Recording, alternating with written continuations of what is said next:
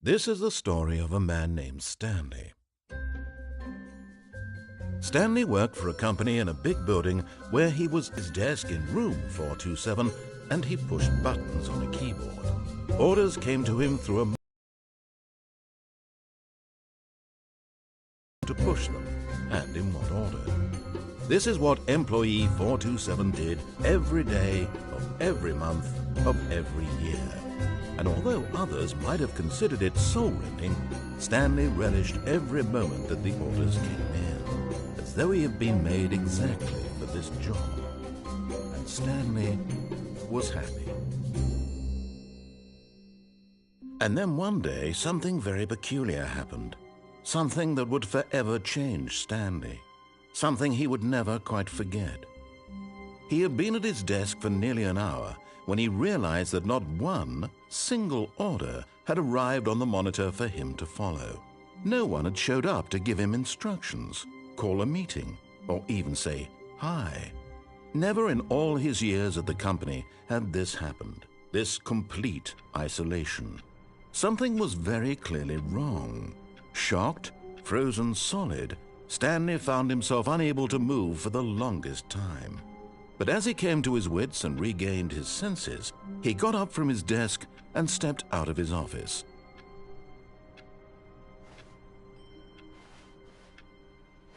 All of his co-workers were gone. What could it mean? Stanley decided to go to the meeting room. Perhaps he had simply missed a memo.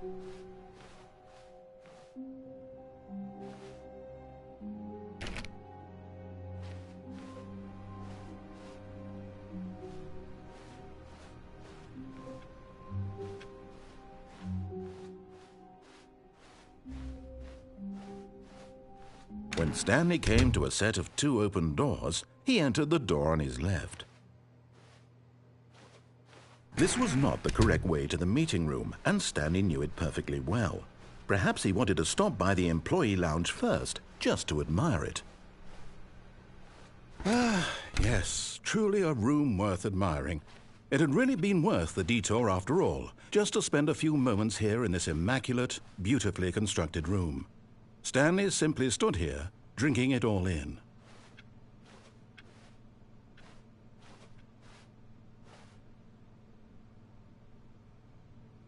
Yes, really, really worth it being here in the room. A room so utterly captivating that even though all your co-workers have mysteriously vanished, here you sit looking at these chairs and some paintings. Really worth it.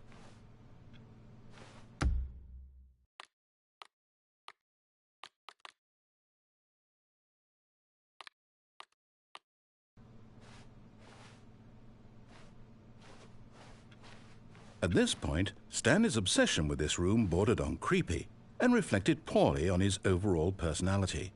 It's possible that this is why everyone left.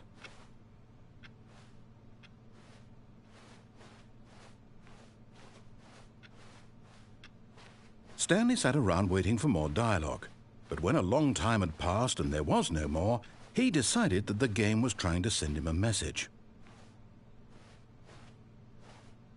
But at last, he'd had enough of the amazing room and took the first open door on his left to get back to business.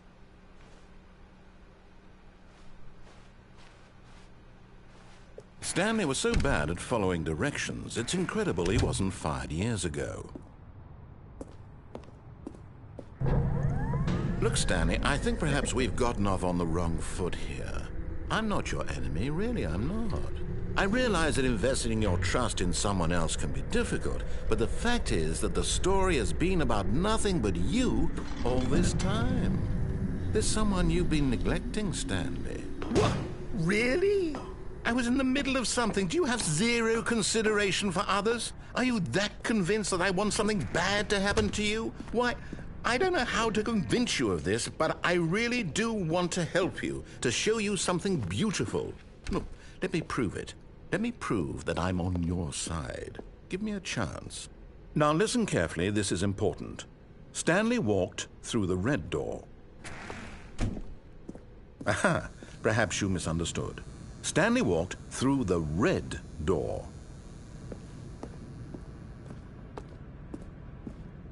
I still don't think we're communicating properly. Stanley walked through the red door. All right, fine. Go ahead, Stanley. You want to know so badly what's out there? You want to find out what lies at the end of this road you've chosen? Well, don't let me stop you. You see? There's nothing here. I haven't even finished building this section of the map because you were never supposed to be here in the first place. Broken rooms, exposed developer textures. Is this what you had wanted? Was it worth ruining the entire story I had written out specifically for you? Do you not think I put a lot of time into that? Because I did. And in the end, it was all for nothing. Because this is what you wanted to see. Help me here, Stanley. Help elucidate these strange and unknowable desires of yours. What would have made this game better? What did you want to see? Vehicles? Skill trees? Work with me. You've given me absolutely nothing so far. Tell you what. Let me take a stab in the dark at a new design, and you can give me some feedback. There we go. A third option. This already feels leaps ahead of where we were before. Go ahead, Stanley. Take it for a spin.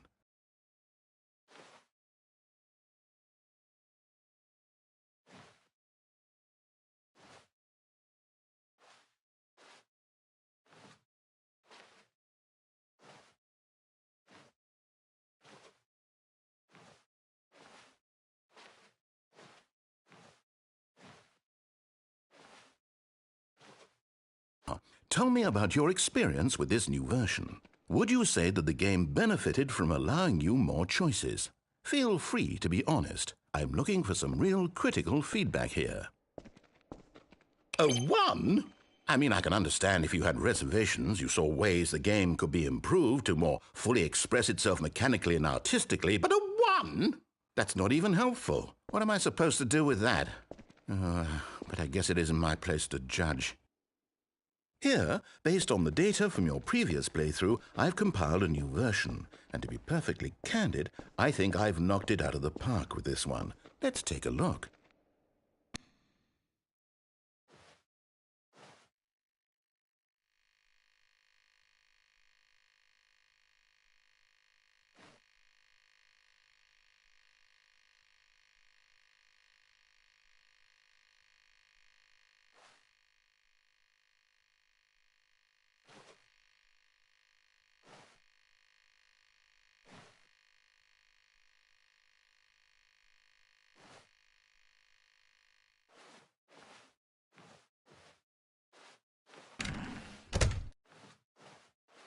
Now, would you say that competitive leaderboard helped you feel motivated to keep walking through doors? Again, honest answers, please. Hey, I nearly forgot. I've got a prototype of a new game I've been working on, and now would be a lovely opportunity to give it some playtesting. You wouldn't mind taking a look at it, would you? Perfect. Let me boot it up. In this game, the baby crawls left towards danger. You click the button to move him back to the right. And if he reaches the fire, you fail.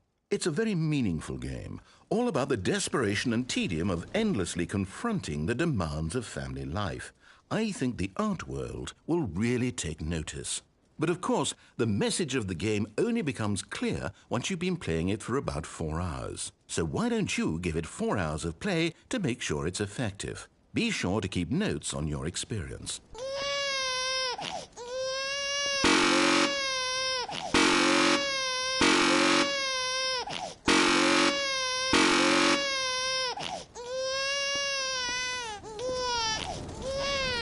You heartless bastard. Did you do it because you hate babies or purely to spite me? Because if it's the latter, well, I don't know what to do. I'm completely out of ideas. I can't think of a single thing that might improve the experience for me. I'm not even going to try. I'm out, I'm done. It's over. Thank you for playing. Your input was extremely valuable. Oh, hey, since my game was so awful, why don't we play someone else's game, just to ease the pain? Let's see. What do we have here? Yes, this seems like it'll work. Let's give it a shot.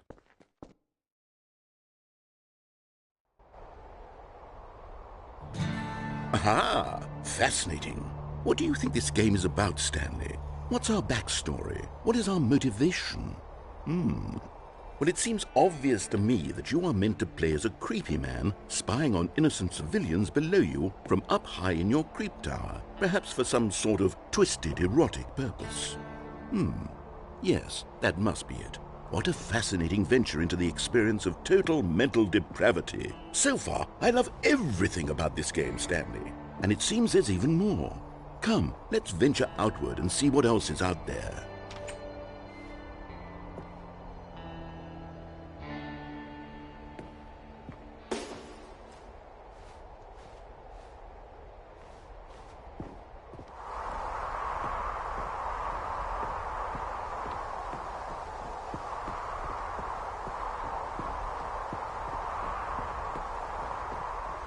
Oh, no. No, it can't be. It is. It's an open world game. Good God, quickly, block it off. Oh, thank goodness, Stanley. What a close call. You nearly wandered off into that thing. That big, open, just wandering around. No right or wrong directions. No path to follow. You can just go in any... Oh, thank heavens we avoided it. We're out of the woods now, Stanley. Okay, I'm going to get us out of here. Let's find another game. Preferably something with walls. Something with nice, big, insurmountable walls.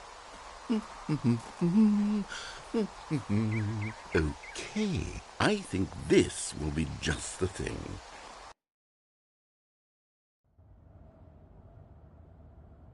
Wonderful. See, this is exactly what I had in mind. Just a nice big box for you to run around in. There isn't any possibility that you could get lost here. Now this is game design.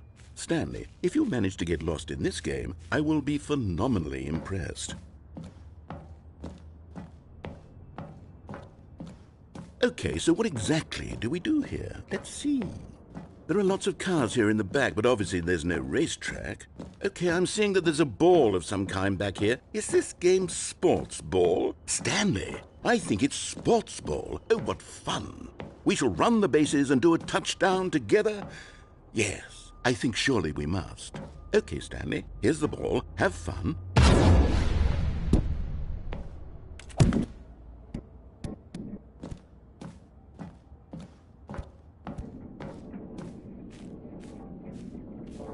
Are you doing it? Are you winning? Is this fun? Is it better than my miserable little story that I worked so hard on? Stanley, I have a thought, and I realize I'm not a sportsologist, but if one ball generates a certain amount of raw adrenal pleasure, then surely multiple balls makes for an even more euphoric sports experience. I'm going to try it out. Here comes another ball. Feel amazing, doesn't it? Stanley, I'm like a child in a confectionery shop. I simply have to have more. I'm insatiable. More balls!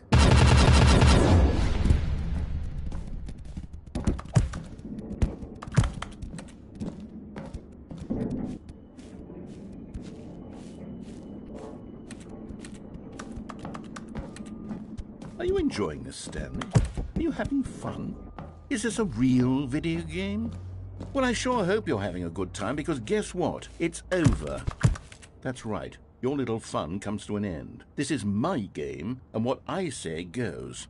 You get to have fun when I let you, Stanley. Besides, you need someone like me to set boundaries for you. Without rules or boundaries, video games are nothing. Yes, that's what I am. I'm structure. I'm your sense of purpose. And since you decided you didn't want to play my game, now I don't want to play with you either. So, goodbye, Stanley. I'm leaving. See, hold on. What are you doing?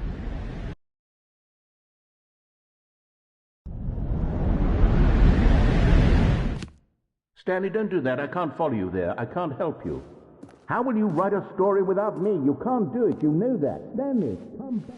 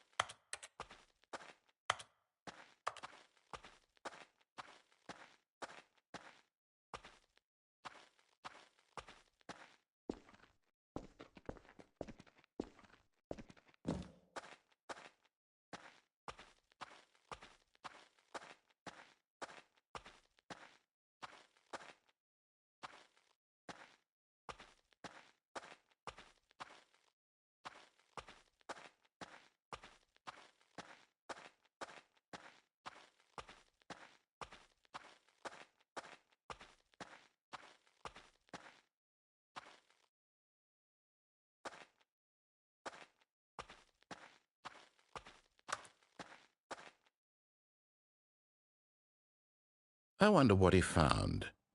If what he wanted was to be the leading man...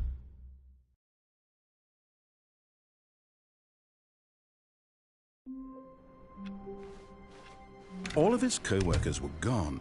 What could it mean? Stanley decided to go to the meeting room. Where are we going today? The bucket asked. Stanley just smiled. Anywhere they went together would be perfectly... Stanley clutched the bucket tightly to his... This was not the correct way to the meeting room, but Stanley had felt the bucket calling to him, telling him that the employee lounge was simply the place to be. And here it was. Had the bucket turned out to be correct? Was this better? No, never mind. The bucket was wrong. Stanley took the door on his left to go back to the meeting room. No, Said the bucket. don't go to the meeting room. Go somewhere else. The cargo lift, yes. Good, Said the bucket. now ride the lift all the way to the top. There's something up there I need you to do. Stanley did not question why or how this bucket was speaking to him. It should have alarmed him, of course, because buckets can't talk. But Stanley chose not to think about this obvious fact. He was firmly convinced that the bucket had spoken to him, and he unthinkingly did whatever the bucket asked. In here. Said the bucket. Go into this dark room over here. Stanley once again obeyed blindly. Now pick up the phone. Said the bucket. Whoa, hold on. Why did you unplug the phone? Were you trying to resist the bucket's orders? Stanley, I was joking. Obviously, the bucket isn't talking to you and telling you to do things. Buckets can't talk. It was a joke. Don't you get the joke? It's funny, Stanley. A talking bucket. Can't you see? Oh, goodness. I must have really bungled up the delivery if you actually took me seriously. Where did I mess up the joke? Should I have paused for longer or spoken quicker? Comedic timing is so difficult. I wish I were better at it. But there isn't exactly an instructional video on comedy that one can watch to fully... Oh, wait, yes, there is. It's sitting right here. Let's take a look. What is comedic timing? What is comedic timing? How does it work? How long should it last? How can it be used to effectively silence your political enemies? And more importantly, can it be taught in its entirety within 90 seconds? Thankfully, the answer to all of these questions is yes. Let's dive deeper. If you've ever told a joke or made someone laugh, in all likelihood, you did it while standing 50 to 80 centimeters from them in a room of no more than 76 degrees Fahrenheit, with one of your arms raised straight upward at a 15-degree angle from your body.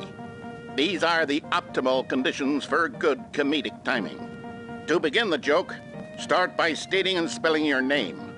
Next, provide a brief synopsis of the joke, including the specific times at which the recipient of the joke will laugh, and then spell out your name a second time. With these steps complete, it's time to begin the humor. Speak the entire joke in no more than 18 seconds and no less than 13 and a half, pausing only for bathroom breaks when necessary. When the joke has concluded, it is customary to inform your listener that the joke is over by declaring in your loudest possible voice, "I'm Dunny with the funny." Let's practice screaming, "I'm Dunny with the funny" now.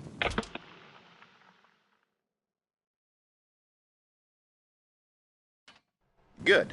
This saying is a perfect example of expectations management, which is the cornerstone of good comedy. Finally, it's time to hand out surveys. Collecting hard data from your audience on how rapt they were throughout the joke is the only way to grow or learn as a comedian.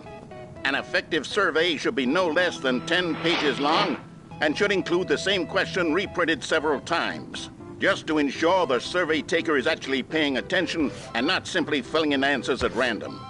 And that's all there is.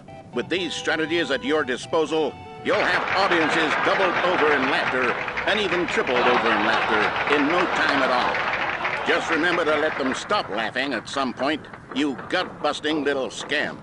After all, with each of us needed on the front lines of the war to fight the 12-legged invader who threaten our very existence, and to very likely die in a hailstorm of bullets and mandibles.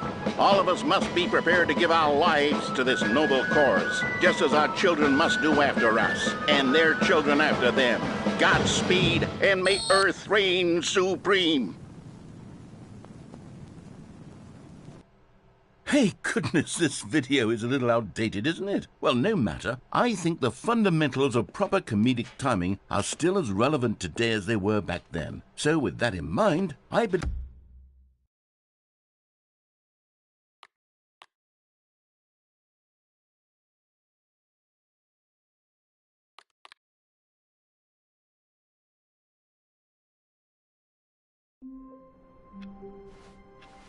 all of his co-workers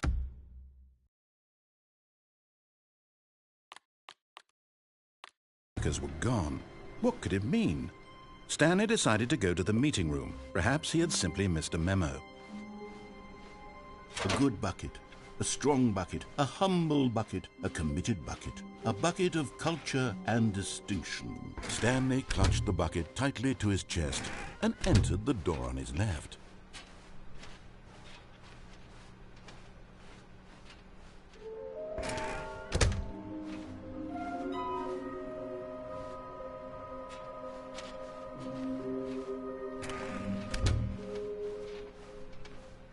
Coming to a staircase, Stanley and the bucket walked upstairs to the boss's office.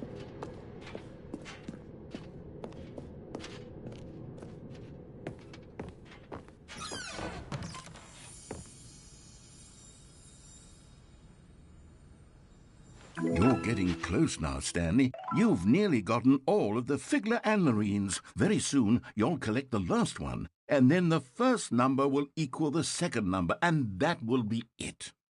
We'll be different people by then, different in the sense that we used to have none of them, and now we have them all. You can't go back to when you had no Figler and Marines. None of us can.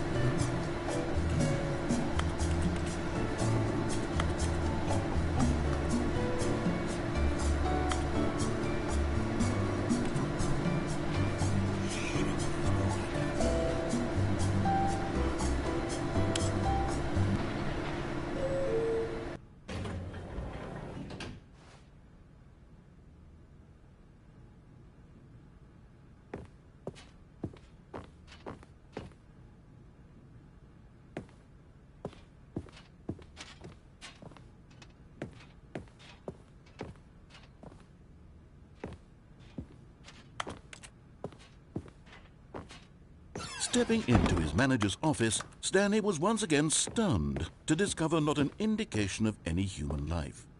Crushed by the weight of this revelation, Stanley may have broken down into an emotional dumpster fire if not for the soothing presence of the bucket.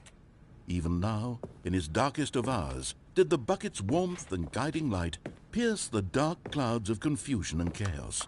It would be with him always. The bucket would. And he knew it. The two of them were inseparable.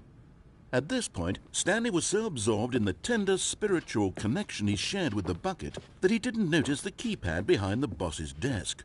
Nor in his bliss of simply being near the bucket did he have any notion that the PIN number for the keypad was 2845.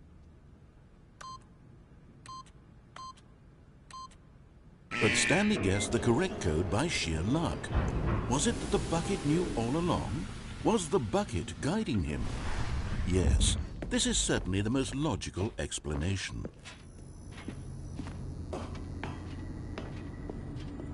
And there it is, the last Stiggly Wiggly. Savor this moment, Stanley. This is a real accomplishment. This is doing something just for the sake of doing it. Where so many people expect to be rewarded for the most trivial achievements, you've insisted that a job well done is its own reward. I would tell you that I'm proud of you for collecting them all, but that would be like a reward, and we can't have that. So, instead I'll just say, it's done. We're all done here, and now we can go to whatever the hell you were doing before you hunted for figurines.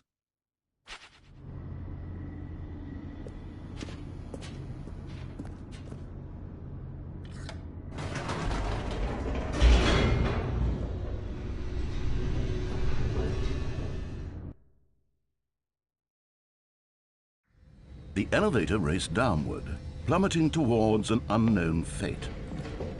It would be all Stanley could do to keep himself together, if not for the bucket. Soothing him, comforting him, reassuring that in this darkest moment of uncertainty, he would be all right. The bucket is here for you, Stanley. Everything will be fine.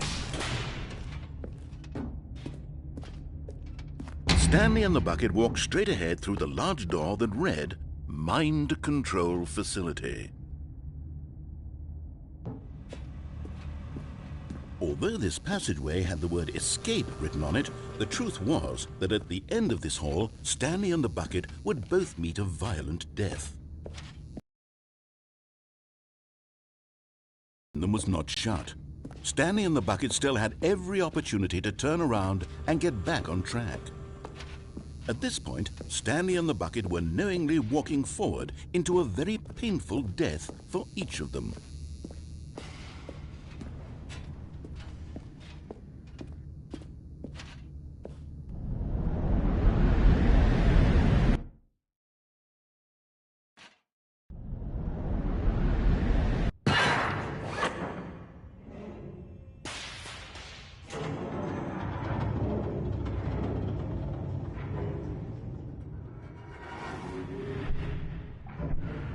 As the machine whirred into motion and Stanley and the bucket inched closer to their demise, Stanley reflected on how meaningless the bucket's warmth and comfort had turned out to be.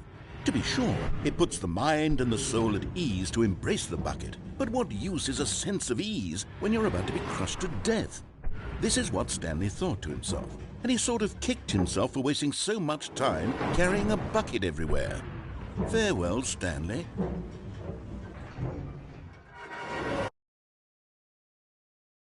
"Farewell, Stanley," cried the narrator, as Stanley and the bucket were led helplessly into the enormous metal jaws. In a single visceral instant, the bucket's life came to an end, as it was crushed violently to death.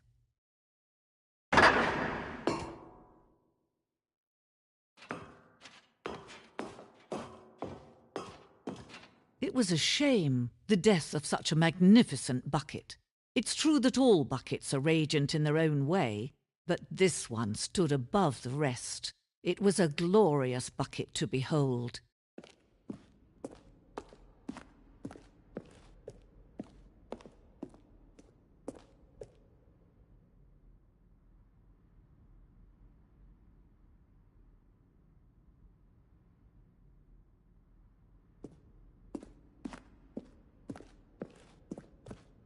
Can you see how arrogant it was for Stanley to take a bucket like this and to claim it for his own? Can you see the hubris that blinded him? Can you see that the bucket is far more noble than Stanley will ever be in his short life?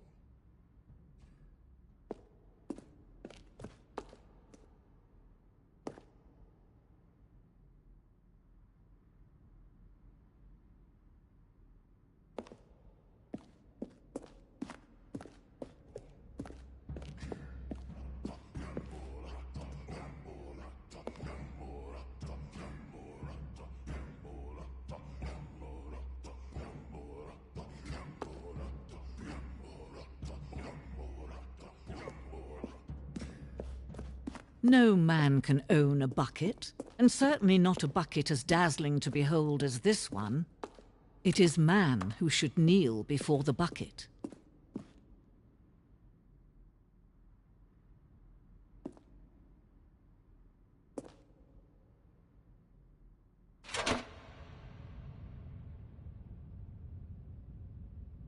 But there is something we can do. Something we can do together, you and I, that will right this terrible wrong.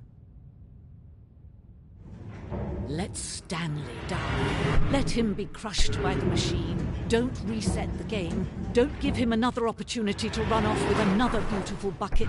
We can save the world's buckets from their treatment as tools and implements if only we let Stanley die together. The bucket shall take its place as ruler, as leader, as commander of a new world, a new vision.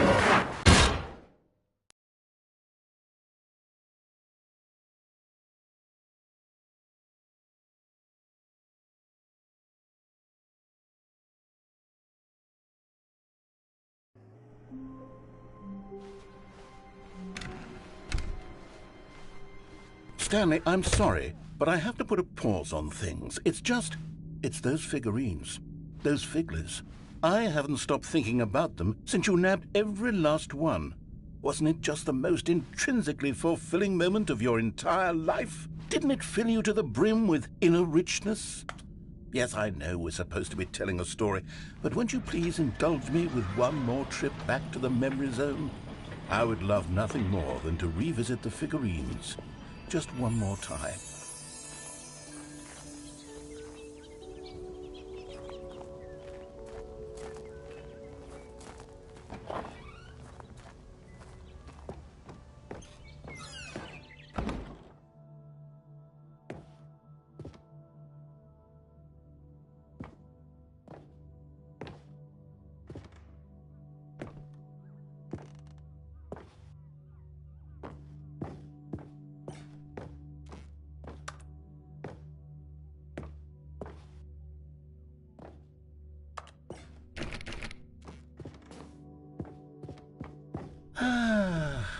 Here's where it all began. The first collectible. Back then, we had no idea of how many of them we'd find. Sure, it said 6 right there on the screen, but how could we know for certain? We were so innocent. We'll never be like that again, Stanley.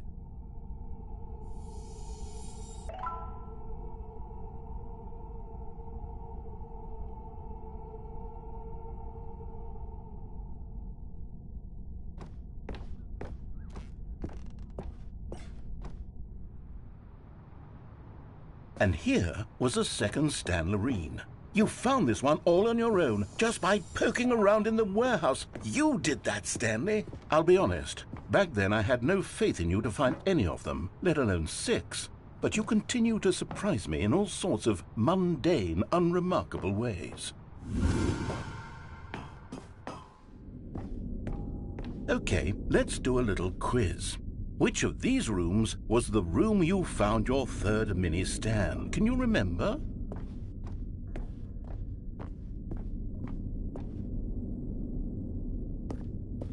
Hey, that's exactly right. It was here, under the stairs. It was the third one. You picked it up, and then after that, you had 3 of them.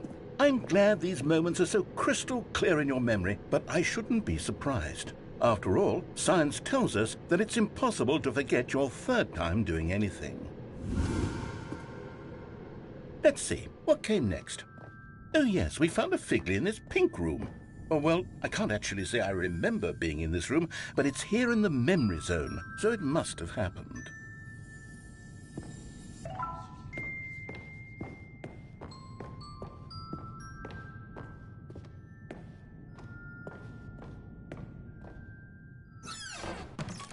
This was the 5th mini Stan, and this one was really something special. It was in the boss's bathroom. I remember it so clearly.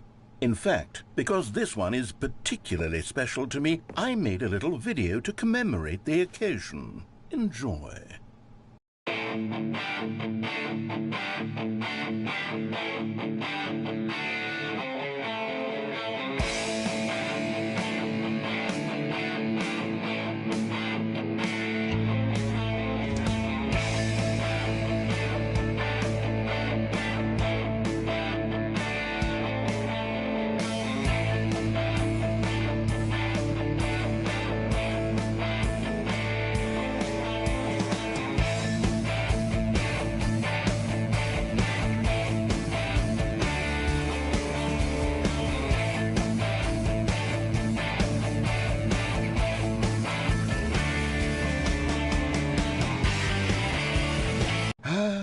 takes you back, doesn't it? I spent a lot of time making that video, but it was 8 minutes I wouldn't have spent on anything else.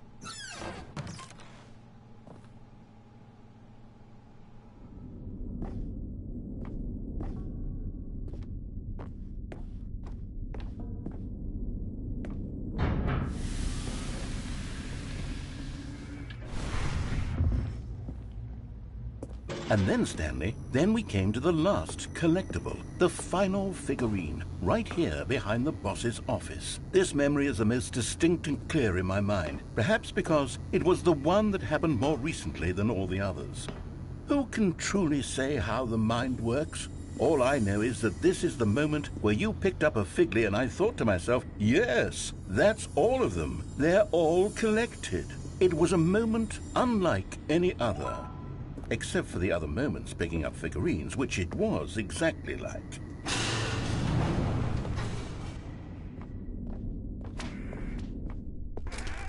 And then there was no more, because we've caught up to the present moment. Nothing left to do but move onward into the future. Goodbye, Memory Zone.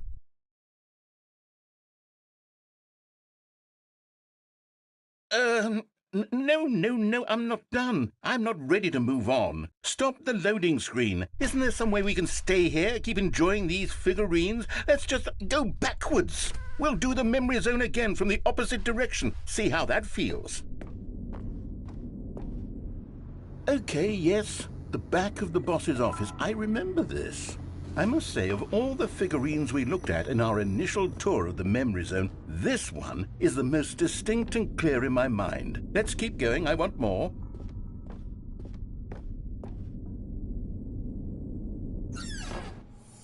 And here's where I made that video. Don't you remember the video we watched?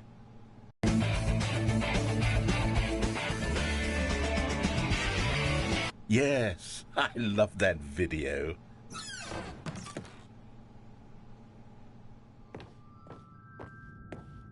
Still don't remember the pink room, Stanley. Still no memory of this one. Good room, though. A solid room.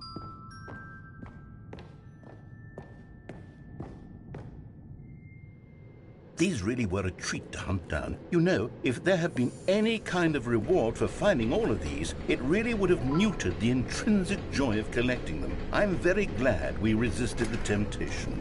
Next one.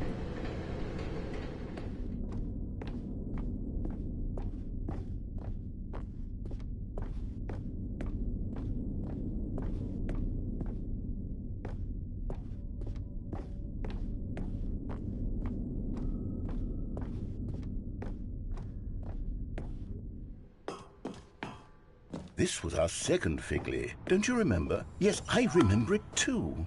The past is truly a wonderful thing. Why does anyone ever choose to leave it? Keep going.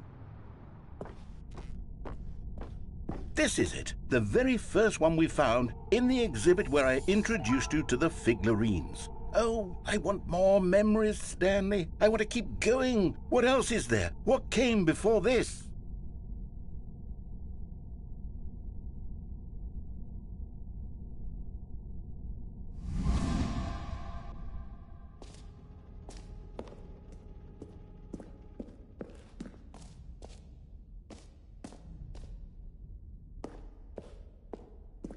Look, it's the terrible new content that we were originally sold on. I remember hating it back then, but time does put a rosy filter on everything. In fact, I dare say I'm actually quite fond of it now. Look how much fun the past is. I want more. More memories.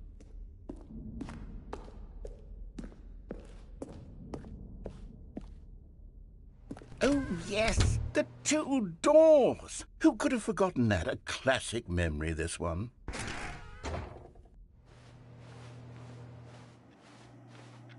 And before everything else, there was your office. Is there anything else? Was there something that came before your office? There's something I feel I can remember. I can remember. Yes. I'm remembering something now. I remember before this whole story got started. Back then I was different. I used to make big decisions. I was passionate. I was skeptical. I weighed each decision with profound thoughtfulness. And then, somewhere along the way, I stopped making decisions. I became lazy, and I came up with a character named Stanley to do my thinking for me. He would make the decisions. He would decide which way to go. I would cheer him on as he collected figurines for no reason. Why did I invent Stanley? Was I lonely? Yes, perhaps that's it. Perhaps I needed to imagine I had companionship. And Stanley really did make for a wonderful companion, even if he was a fiction. But I suppose it's grown old. I want to think for myself again. I want to go back to how it used to be. Yes, I can be on my own again. I can do it. I'll be stronger this time. I'll take care of myself. I don't need Stanley anymore. Oh, but he truly was so much fun to play with. You know what? Since we're in the memory zone, how about one more good memory? Let's go back just once and give Stanley one more run of the office, and then I'll retire him for good. I did enjoy telling his story so very much. Okay, here we go. This is the story of a man named Stanley.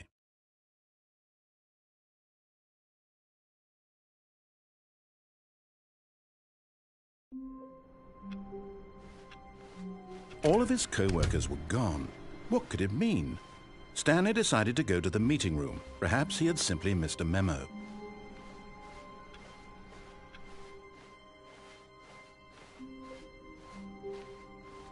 When Stanley came to a set of 2 open doors, he entered the door on his left.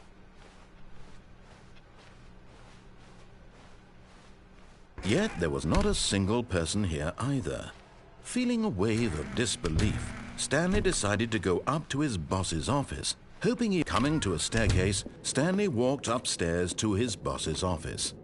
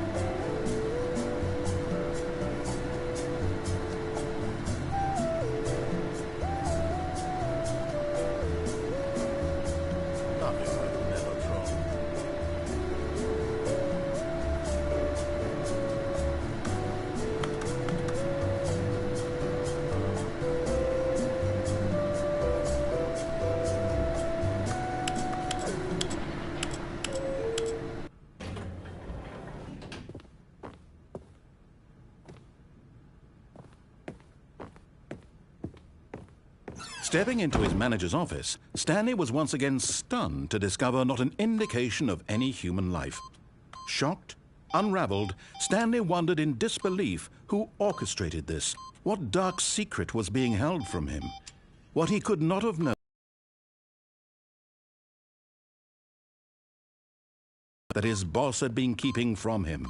And so the boss had Stanley was in such a rush to get through the story as quickly as possible, he didn't even have a single minute to just let the narrator talk.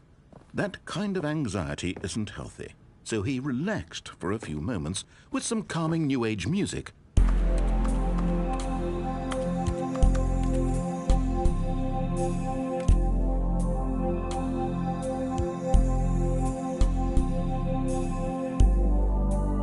Feeling soothed and rejuvenated, Stanley calmly walked forward into the opened passageway.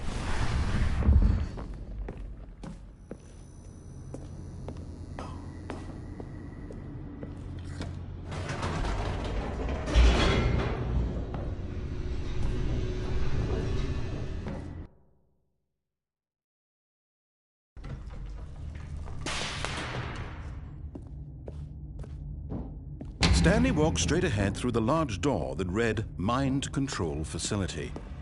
Although this passageway had the word escape written on it, the truth was that at the end of this hall, Stanley would meet his violent death. The door behind him was not shut. Stanley still had every opportunity to turn around and get back on track.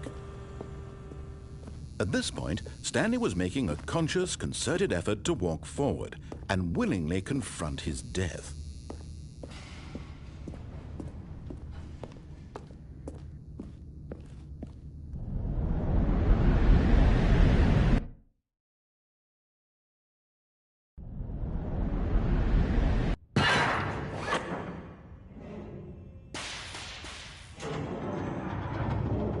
As the machine whirred into motion and Stanley was inched closer and closer to his demise, he reflected that his life had been of no consequence whatsoever. Stanley can't see the bigger picture. He doesn't know the real story, trapped forever in his narrow vision of what this world is. Perhaps his death was of no great loss, like plucking the eyeballs from a blind man. And so he resigned and willingly accepted this violent end to his brief and shallow life. Farewell, Stanley.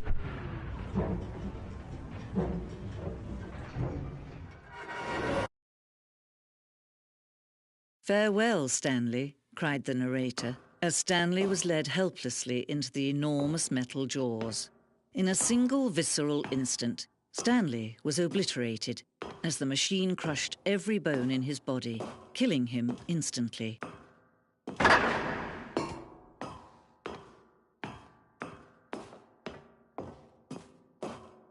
And yet it would be just a few minutes before Stanley would restart the game, back in his office, as alive as ever. What exactly did the narrator think he was going to accomplish?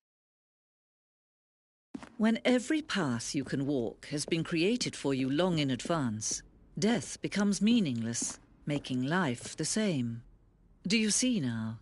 Do you see that Stanley was already dead from the moment he hit start?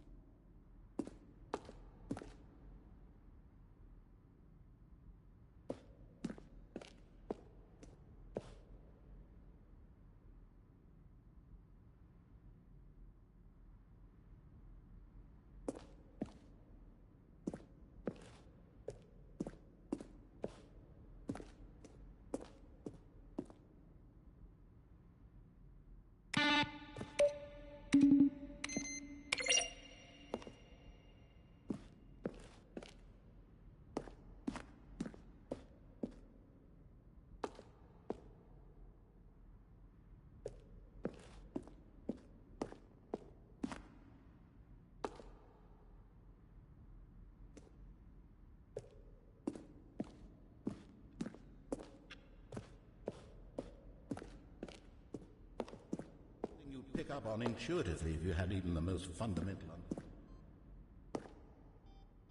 Of course, you being you, you'll probably spend the next hour trying to solve it. I'm just going to make this easy on you. Oh, I don't know. How about They're throwing a surprise party for him for all his button pushing. Does that sound plausible to you?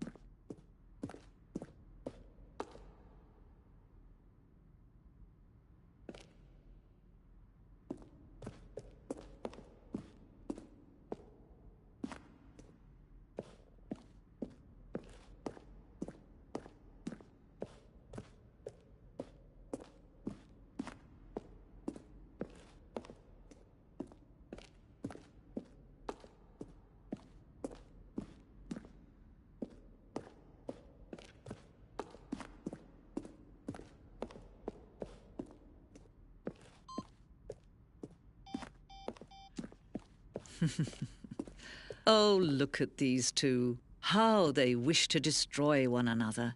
How they wish to control one another. How they both wish to be free. Can you see?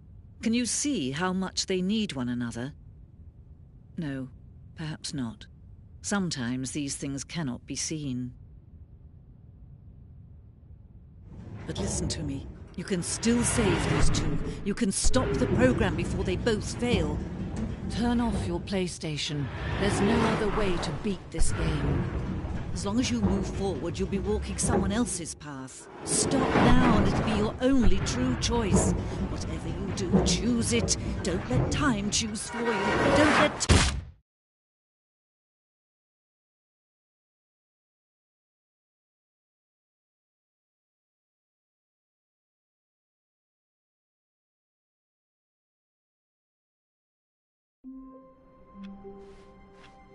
All of his co-workers were gone. What could it mean? Stanley decided to go to the meeting room. Perhaps he had simply missed a memo.